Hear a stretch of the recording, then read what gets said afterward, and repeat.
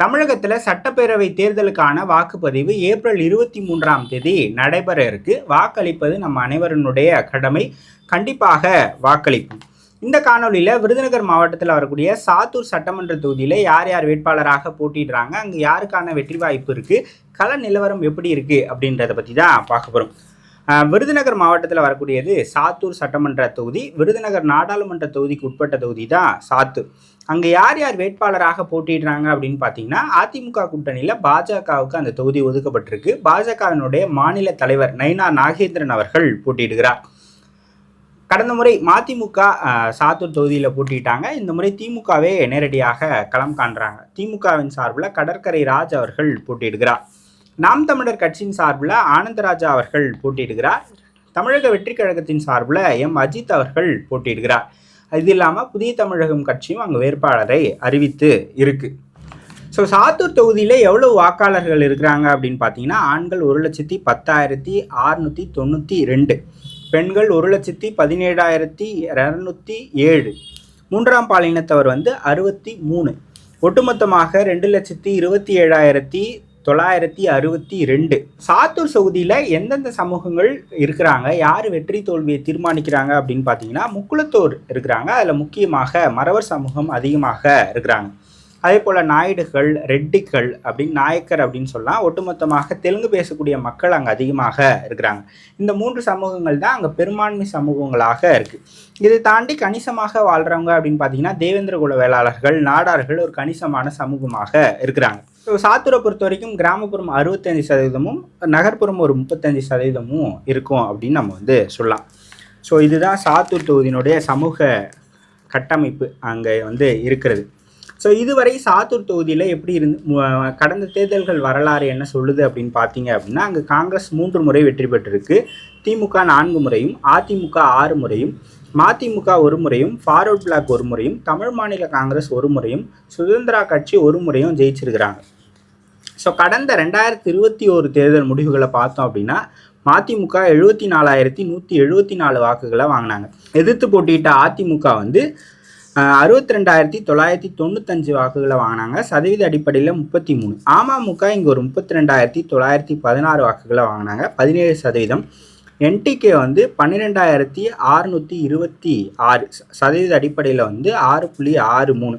இப்போ பார்க்குறவங்களுக்கு என்ன தோணும், அமமுகவுக்கு இங்கே ஒரு 32,000 ஓட்டு இருக்குது, ஏடிஎம்கே ஒரு 62,000 ஓட்டு வச்சுருக்கிறாங்க, 2 பேரும் சேர்ந்தா 50% ஓட்டு வாங்கிடலாம் அப்படின்னு தோணும்.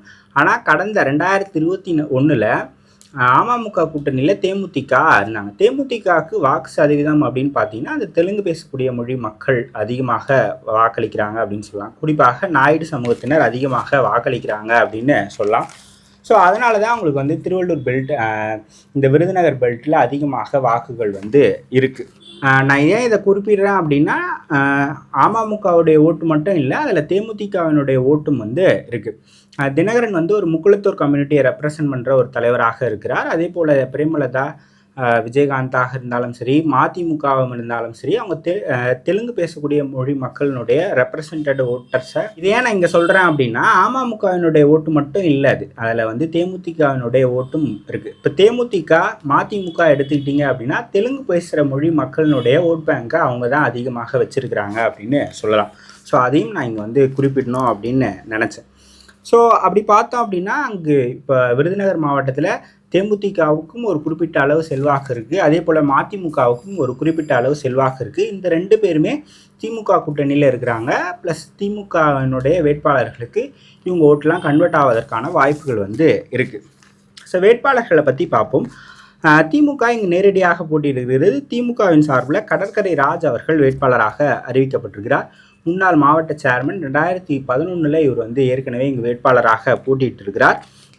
ஸோ அப்போ தோல்வி. 2011 அப்போ ஆர்பி உதயகுமார் அதிமுகவின் சார்பில் போட்டிட்டார். 2011 தேர்தல் திமுக ஒரு கடுமையான ஆன்டி இன்கம்பன்சியில் சந்தித்த தேர்தல். அப்போ பெரும்பான்மையான போட்டியாளர்கள் தோல்வி அடைஞ்சாங்க.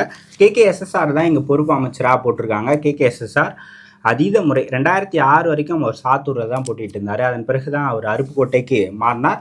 ஸோ அவருடைய ஆதரவு பெற்ற வேட்பாளர் தான் கடற்கரை ராஜ். ஸோ அவர் இருக்கிறதும் அவரும் ஒரு தெலுங்கு அந்த நாயக்கர் சமூகத்திலேருந்து வர்றதால இவருமே ஒரு நாயக்கர் சமூகத்தை சேர்ந்தவர் தான். ஸோ இங்கே நாயுடு ரெட்டியார் பெரும்பான்மையான சமூகங்களாக இருக்கிறதால அந்த வாக்குகளும் இவங்களுக்கு வரும் அப்படின்னு சொல்லப்படுது. அதை தாண்டி தேமுதிக மதிமுக 2 பேருமே திமுக கூட்டணியில் இருக்கிறதால அதுவும் ஒரு ஆடட் அட்வான்டேஜ் அப்படின்னு சொல்கிறாங்க. நயினார் நாகேந்திரனை பற்றி பார்த்தோம் அப்படின்னா அவர் வந்து பாஜகவினுடைய மாநில தலைவராக இருந்திருக்கிறார். அவர் சாத்தூருக்கு ஒரு புதிய முகம் அப்படின்னு சொல்லலாம். ஏன்னா அவர் 2001 தேர்தல் அரசியலில் இருக்கிறார். ஆனால் அவர் 5 முறை இது வரைக்கும் 5 முறை அவர் வந்து தேர்தல் அரசியலில் போட்டிட்டு இருந்திருக்கிறார். அந்த 5 முறையுமே திருநெல்வேலி தொகுதியிலிருந்து தான் போட்டிட்டார். 2001, 11, 21 அவர் வந்து வெற்றி பெற்றிருக்கிறார். 2006, 16 அவர் வந்து தோல்வி அடைந்திருக்கிறார். 5 முறையுமே திருநெல்வேலி தொகுதியிலிருந்து தான் போட்டிட்டு இருந்திருக்கிறார். இந்த முறை திருநெல்வேலி தொகுதியிலிருந்து அதற்கு பக்கத்து மாவட்டமான விருதுநகர் மாவட்டத்தில் சாத்தூருக்கு வந்திருக்கிறார். ஸோ தொகுதிக்கு அவர் வந்து புதியவர் அப்படின்னு சொல்லுவாங்க. ஸோ அதிமுகவுக்கு இங்கே ஒரு பலம் இருக்குது. அந்த பலத்தை நம்பி தான் அவர் இருக்கிறார். ப்ளஸ் இவர் சார்ந்த முக்குலத்தோர் சமூகம் வந்து அங்கே ஒரு பெரும்பான்மை சமூகமாக இருக்கிறாங்க. ஸோ அவங்களுக்கு கை கொடுப்பாங்க அப்படின்னு அவர் வந்து நினைக்கலாம். அதே போல் வந்து டிடிவி தினகரன் அதிமுகவினுடைய பலம் இதெல்லாம் அவருக்கு பலம் சேர்க்கும் அப்படின்னு சொல்லலாம். ப்ளஸ் அவர் வந்து ஒரு மாநில தலைவராக இருக்கிறார். பாஜகவுக்கு தென் மாவட்டங்களில் ஒரு குறிப்பிட்ட அளவுக்கு செல்வாக்கு இருக்குது. இதெல்லாம் அவருக்கு கை கொடுக்கும் அப்படின்னு அவர் வந்து நம்புகிறார். ப்ளஸ் ஆன்டி இன்கம்பன்சி இருக்குது. அதை வந்து நம்ம வந்து அறுவடை பண்ணலாம் அப்படின்றதும் அவருடைய நிலைப்பாடாக இருக்குது. ஸோ நயினார் நாகேந்திரன் பாஜகவினுடைய மாநில தலைவராக இருக்கிறார். ஒரு ஸ்டார் கேண்டிடேட் அந்தஸ்தில் இருக்கிறதால அந்த தொகுதி சாத்தூர் தொகுதி வந்து கவனம் பெறக்கூடிய தொகுதியாக இருக்குது. நாம் தமிழர் கட்சியின் சார்பில் ஆனந்தராஜா அவர்கள் போட்டியிடுகிறார். 2021 நாம் தமிழர் கட்சி ஒரு 12,000 வாக்குகளை வாங்கியிருக்கிறாங்க. அதே 2024 நாடாளுமன்ற தேர்தலிலும் அதே அளவுக்கு வாக்குகளை தான் வாங்கியிருக்கிறாங்க. ஸோ நாம் தமிழர் கட்சிக்கு இங்கே ஒரு 7% வாக்குகள் இருக்குது. விருதுநகரில் அவங்க ஒரு 10% வரைக்கும், சாத்தூரில் இந்த வாட்டி ஒரு 10% வாக்குகள் வரைக்கும் அவங்க எடுப்பதற்கான வாய்ப்புகள் வந்து இருக்குது. ஸோ தமிழக வெற்றி கழகத்தை பொறுத்த வரைக்கும் அஜித் அவர்கள் வேட்பாளராக போட்டியிடுகிறார். தாவேக்காவும் ஒரு 10% வரைக்கும் போகலாம் அப்படின்னு சொல்லப்படுது. ஸோ விஜய் அவர்களோட பேர், சின்னம் இதை வச்சுலாம் அவங்க ஒரு 10% வாக்குகளை எடுக்கலாம் அப்படின்னு சொல்கிறாங்க. ஸோ விருதுநகரில் இருக்கக்கூடிய சாத்தூர் தொகுதியை பொறுத்த வரைக்கும் இப்போதைய கடுமையான போட்டி அப்படின்றது நயினார் நாகேந்திரன் வர்சஸ் கடற்கரை ராஜ் அப்படின்ட்டு தான் இருக்குது. முக்குலத்தூர் வர்சஸ் நாயுடு அப்படின்னும் சொல்லலாம். ஸோ அதிமுக அங்கே ஒரு பலமாக இருக்குது. தினகரனுக்கு ஓரளவுக்கு அங்கே செல்வாக்கு இருக்குது. ஸோ முக்குலத்தூர் சமூக ஓட்டுகளும் அதிகமாக இருக்கிறதால இதெல்லாம் நம்மளுக்கு கை கொடுக்கும் அப்படின்ட்டு நயினார் நாகேந்திரன் அவர்கள் நினைக்கிறார். இருந்தாலும் அவர் வந்து திருநெல்வேலிக்காரர். அவர் வந்து விருதுநகருக்கு ஒரு அந்நிய நபராகத்தான், வேறு மாவட்டத்துக்காரராகத்தான் பார்க்கப்படுவார். அது அவருக்கு ஒரு மைனஸாக இருக்கும். இன்னொன்று வந்து எதிரணியில் இருக்கக்கூடிய தேமுதிகவாக இருந்தாலும் சரி, மதிமுகவாக இருந்தாலும் சரி, தெலுங்கு பேசக்கூடிய மக்கள் அதிகமாக ஆதரவு அளிக்கக்கூடிய கட்சிகளாக இருக்கிறாங்க. அந்த 2 பேருமே வந்து திமுக கூட்டணியில் இருக்கிறாங்க. இங்கேயும் ஒரு கணிசமான அளவில் தெலுங்கு பேசக்கூடிய மக்கள் வாழ்கிறதால அது வந்து திமுக வேட்பாளருக்கு ஒரு அட்வான்டேஜாக இருக்கும். இன்னொன்று இவர் பெரும்பான்மை சமூகம் முக்குலத்தோர் சமூகத்தை சேர்ந்தவர். ஸோ அது இவருக்கு ஒரு அட்வான்டேஜாக இருக்கும் அப்படின்னு சொல்லப்படுது. என்ன இருந்தாலும் ஒரு ஸ்டேட் பிரசிடென்ட் போட்டியிடக்கூடிய தொகுதி, சிட்டிங் எம்எல்ஏவாக இருக்கிறார், வேறு தொகுதி மாறி போட்டியிடுகிறார். ஒரு கவனம் பெறக்கூடிய ஒரு வேட்பாளராக நயினார் நாகேந்திரன் இருப்பதால் அந்த தொகுதி எல்லோராலும் ஊற்று கவனிக்கப்படுகிற தொகுதியாக இருக்குது. ஒரு 3 மாதத்துக்கு முன்னாடியே அங்கே ஒரு வேலை ஆரம்பிச்சிட்டார் அப்படின்னு சொல்லப்பட்டாலும் கூட கேகேஎஸ்எஸ்ஆர் இதுக்கு பொறுப்பு அமைச்சராக இருக்கிறார். அவர் வந்து ரொம்ப என்ன சொல்வது, களப்போராளி, ஃபீல்டு ஒர்க்கர் அப்படின்னு சொல்லலாம். ஸோ ஒரு கடுமையான போட்டியாகத்தான் இருக்கும். சாத்தூர் தொகுதியை பொறுத்த வரைக்கும் எளிமையாக வெற்றி பெற முடியாது. யாராக இருந்தாலும், திமுக வேட்பாளராக இருந்தாலும் சரி, நயினார் நாகேந்திரனாக இருந்தாலும் சரி, அவங்க என்ன பரப்புரை செய்கிறாங்க, கடைசியாக ஒரு வாரத்தில் அவங்க எந்த மாதிரியான அவங்க ஸ்ட்ராட்டஜியை பண்ண போகிறாங்க, இதெல்லாம் வச்சு தான் மாறும். ஸோ சாத்தூர் தொகுதியை பொறுத்த வரைக்கும் கடுமையான போட்டி இருக்குது நயினார் நாகேந்திரனுக்கும் கடற்கரை ராஜ் அவர்களுக்கும். நீங்கள் யார் ஜெயிச்சா கரெக்டாக இருக்கும் அப்படின்னு நினைக்கிறீங்க அப்படின்றத கமெண்ட் செக்ஷனில் சொல்லுங்கள்.